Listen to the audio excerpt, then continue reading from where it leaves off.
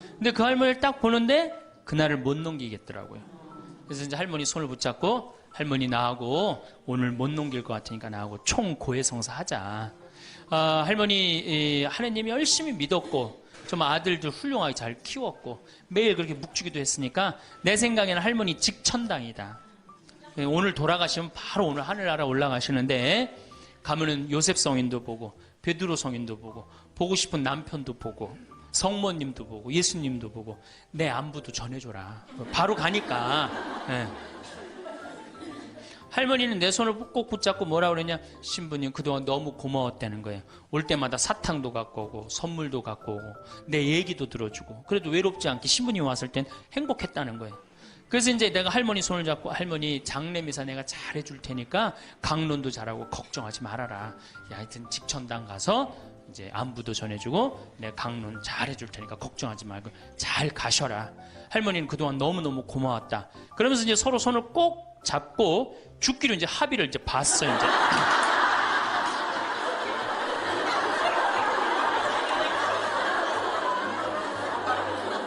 그래갖고 이제 본당에 와갖고 연령회장한테 연락을 했어요.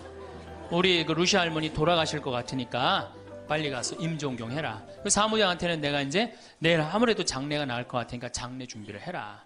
이제 그리고 이제 기다리는데 일주일이 돼도 연락이 없고 2주일이 돼도 연락이 없는 거야. 한 달 만에 다시 봉성체 신청이 들어왔어요.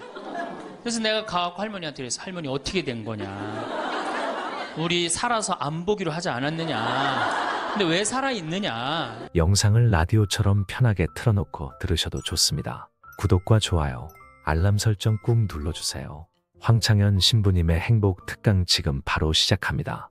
21세기는 여성의 시대입니다. 여성이 깨어나야 정말로 우리 사회가 건강해지고 우리 나라도 건강해지고 가정도 건강해지고 교회도 건강해집니다. 근데 여성들이 깨닫지 못하는 게 있어요. 지금 내 자식을 잘 키우면 늙어서 호강할 거라는 무의식 속에 착각이 있습니다. 또 하나는 내가 이루지 못한 꿈을 자식이 이룰 수 있을 거다, 이루어 줄 거라는 착각을 해요. 그런데 자식이 10살까지만 자식이라고 그래요. 10살 넘어서부터는 뭐예요? 자기 의견이 있고 자기 생각이 있고 자기 주장이 있으면서 떠나가기 시작하죠. 떠나가고 계속 떠나가는 거예요. 끝까지. 나이를 먹으면 먹을수록 가까워지는 게 아니라 어떻게 돼요? 나이를 먹으면 먹을수록 점점 멀어지는 게 자식입니다. 그러니까 21세기에 이 노인의 시대가 이제 도래를 했습니다. 불란서는 120년 만에 고령화 사회로 진입을 합니다. 근데 우리나라는 26년 만에 진입을 해버려요. 무슨 얘기냐? 지금 50, 60, 70대 되신 분들 이제 안 죽고 그대로 가는 거예요. 네. 그냥 불란서는 120년 동안 고령화 사회가 되면서 조금 죽었다가 보충되고 죽었다 보충되면서 조금씩 늘어났는데 우리는 그대로 이제 안 죽으면서 그대로 다 같이 가는 거예요. 이게 큰일이죠. 그럼 왜 안 죽느냐? 칫솔하고 페니실린 때문에 안 죽는다고 그래요. 칫솔. 이 칫솔이 나오기 전에는 이들이 다 상하니까 먹지 못하니까 빨리 죽잖아요. 근데 지금은 칫솔이 있어갖고 보통 60, 65살까지 가고 그 다음에 또 이제 해 느니까. 그러니까 안 죽는 거예요. 영양 잘 공급되겠다. 페니실린이 있어갖고 뭐 병 들면 금방 고치겠다. 그러니까 안 죽는 거예요. 얼마나 안 죽느냐? 지금부터 제가 하는 얘기를 잘 들으시기 바랍니다.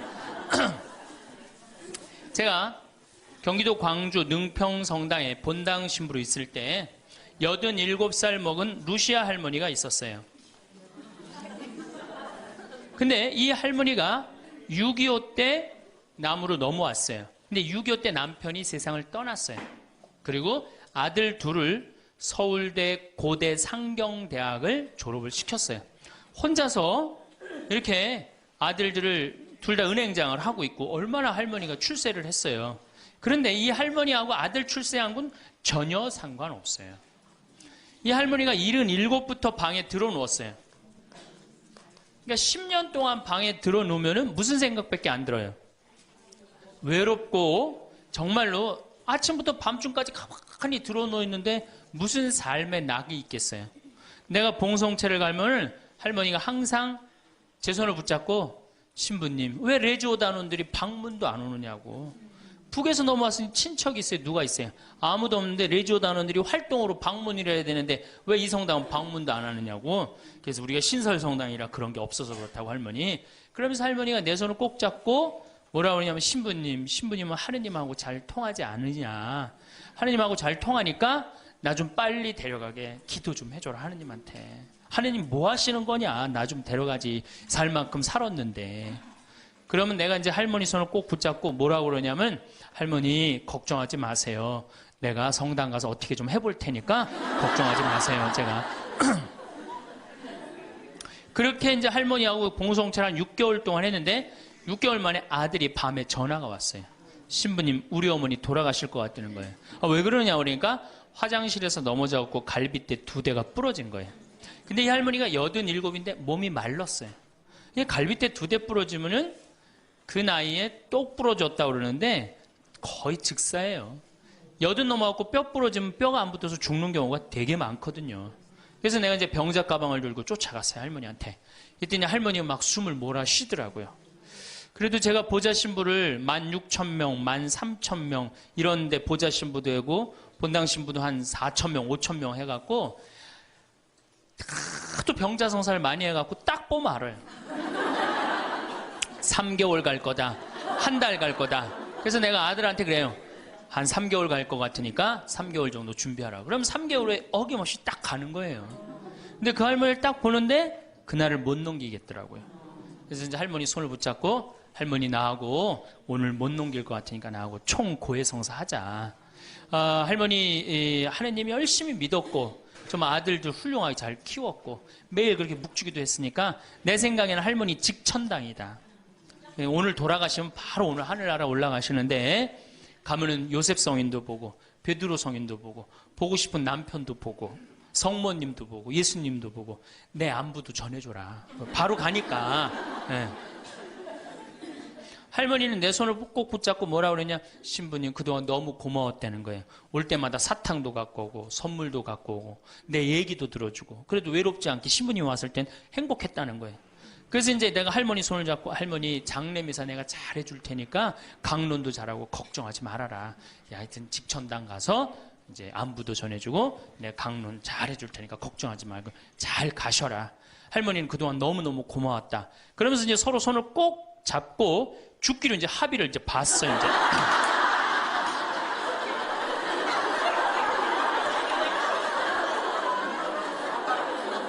그래갖고 이제 본당에 와갖고 연령회장한테 연락을 했어요. 우리 그 루시 할머니 돌아가실 것 같으니까 빨리 가서 임종경 해라. 그 사무장한테는 내가 이제 내일 아무래도 장례가 나을 것 같으니까 장례 준비를 해라. 이제 그리고 이제 기다리는데 일주일이 돼도 연락이 없고 2주일이 돼도 연락이 없는 거야. 한 달 만에 다시 봉송체 신청이 들어왔어요. 그래서 내가 가갖고 할머니한테 그래서 할머니 어떻게 된 거냐. 우리 살아서 안 보기로 하지 않았느냐. 근데 왜 살아있느냐. 그랬더니 할머니가 우리 아들들이 어머니 돌아가시면 안 된다고 삼성의료원에 데려다가 그걸 붙여갖고 온 거예요. 요즘 죽고 싶어도 못 죽어요. 요즘 죽고 싶어도 죽을만 하면 살려갖고 오고 죽을만 하면 살려갖고 오고 정말 그래요. 의술이 좋아갖고 죽고 싶어도 못 죽어요. 그래서 그때 이제 할머니가 이제 방에 누워갖고 그전에는 화장실이라도 다녔는데 이제는 이게 부러졌으니까 2년 동안 화장 못 가고 오줌똥을 며느리가 받아냈어요. 그 며느리도 참 착한 며느리죠. 90살이 됐어요. 이런 부활 때 돼갖고 내가 이제 봉송체를 나갔는데 할머니가 일어나서 나온 거예요. 날 마중을 나왔어요. 그리고 하시는 말씀이 신부님 이제 좀 일어나 다닐만 하다는 거예요.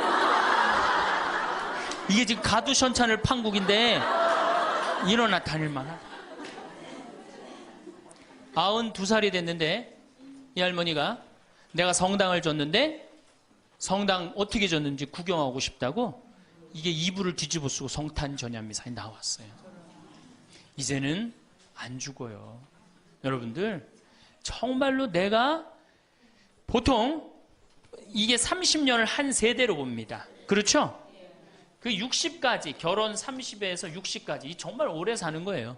근데 요즘은 이제 90까지 한 남자하고 60년을 살아요. 살만해요? 한 남자하고?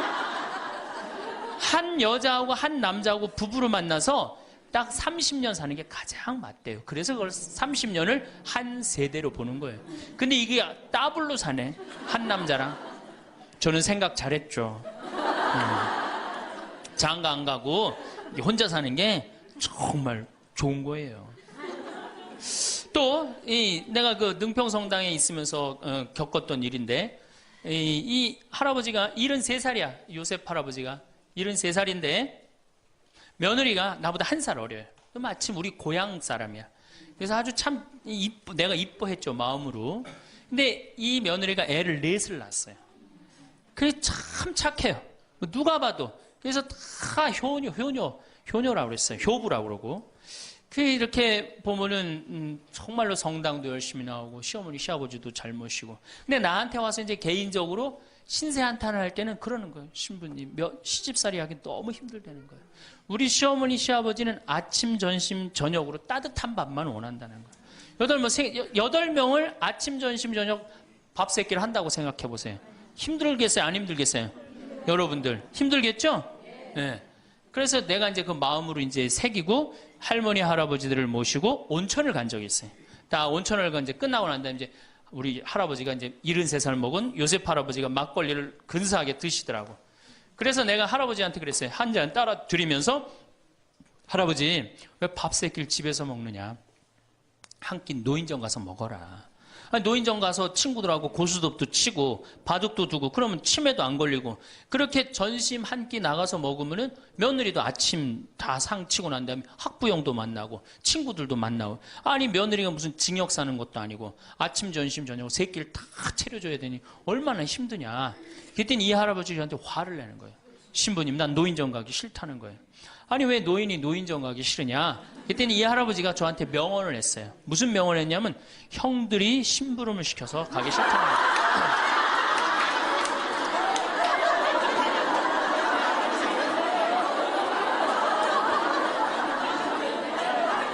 아니, 무슨 73세 형들이 심부름을 시키냐? 그랬더니, 신부님, 모르는 소리 하지 마세요.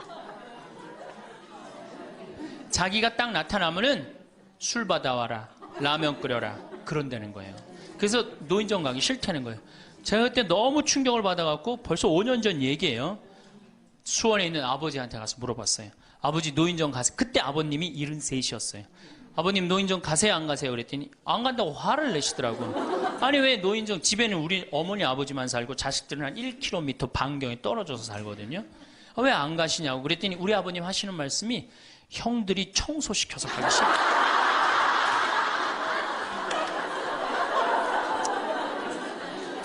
제가 알아보니까 75살 이하를 청노인이라고 그래요.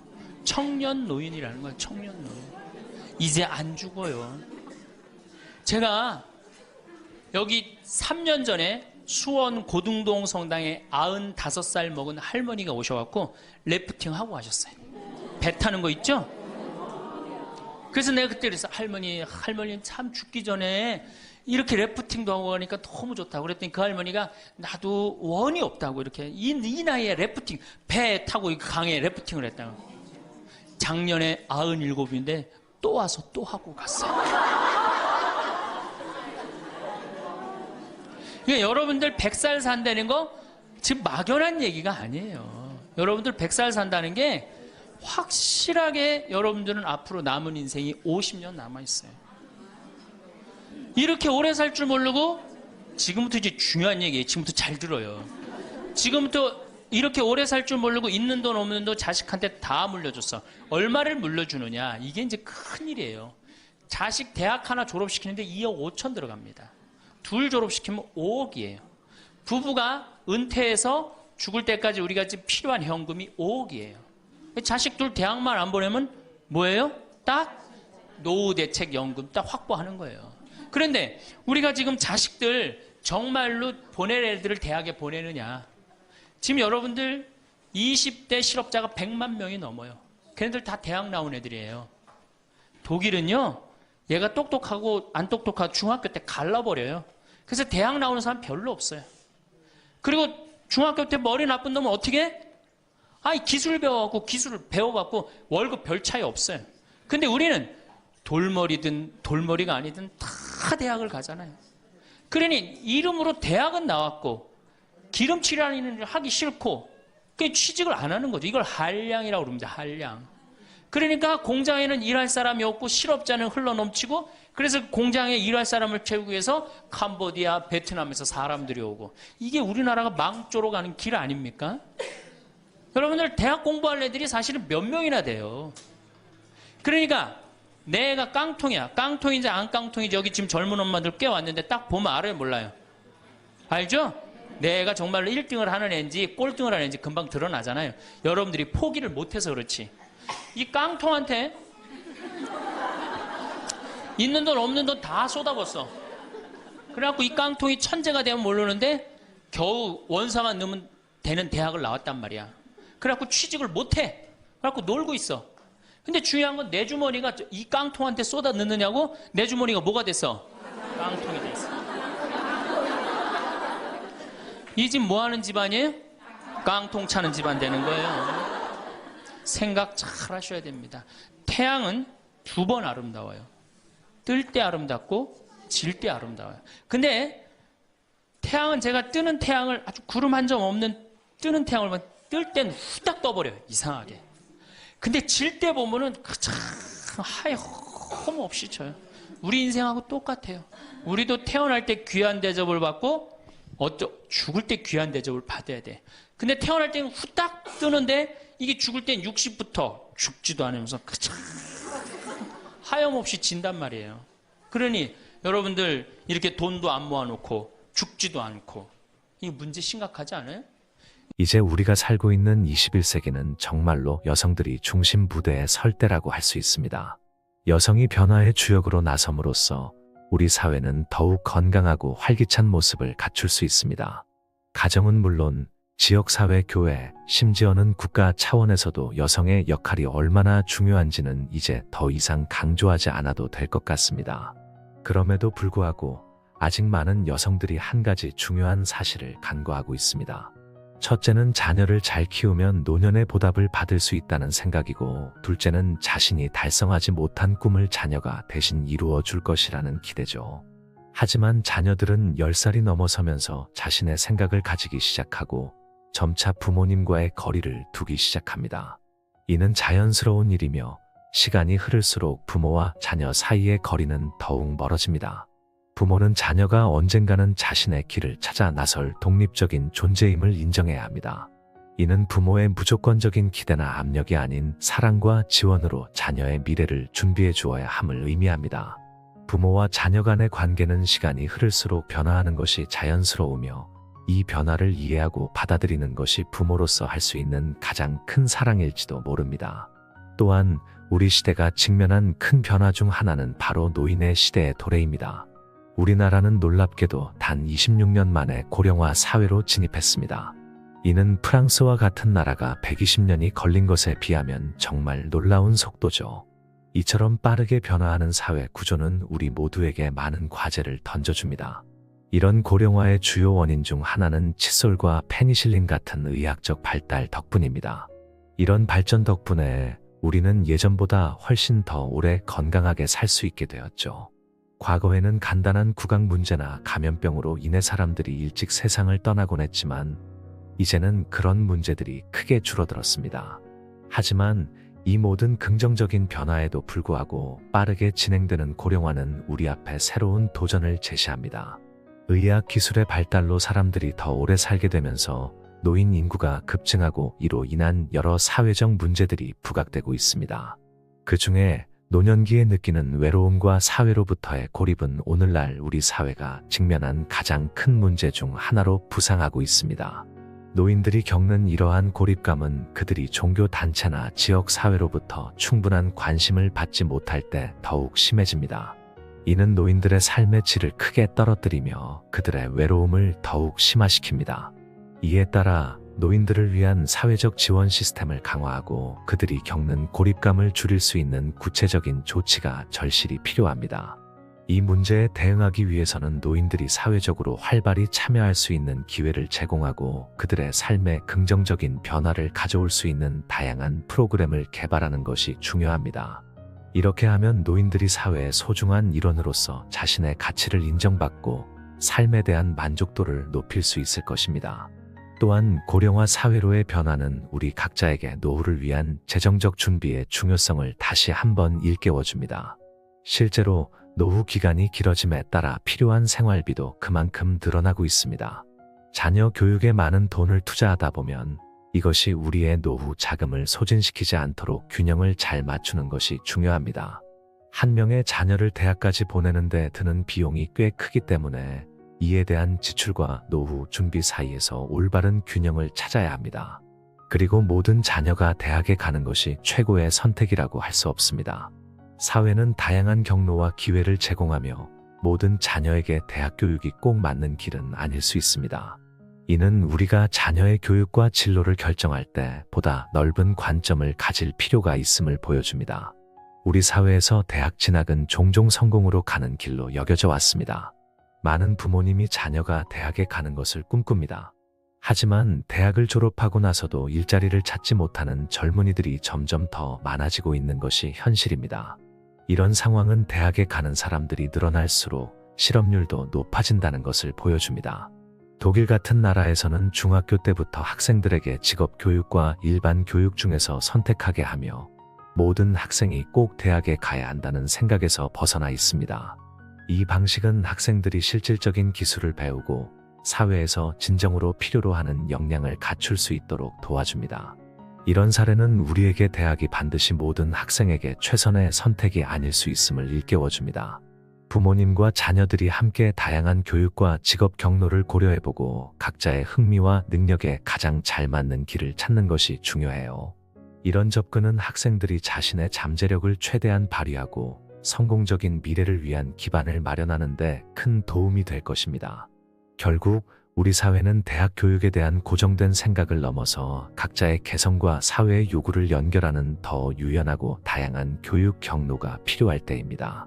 이러한 내용들을 참고하시어 삶의 지혜를 얻고 마음 평안을 누리시면 좋겠습니다. 오늘 영상 도움되셨다면 구독, 좋아요, 알람 설정 꾹 눌러주시고 이 영상을 소중한 분들께도 공유해주세요. 다음에 더 좋은 영상으로 찾아뵙겠습니다. 감사합니다.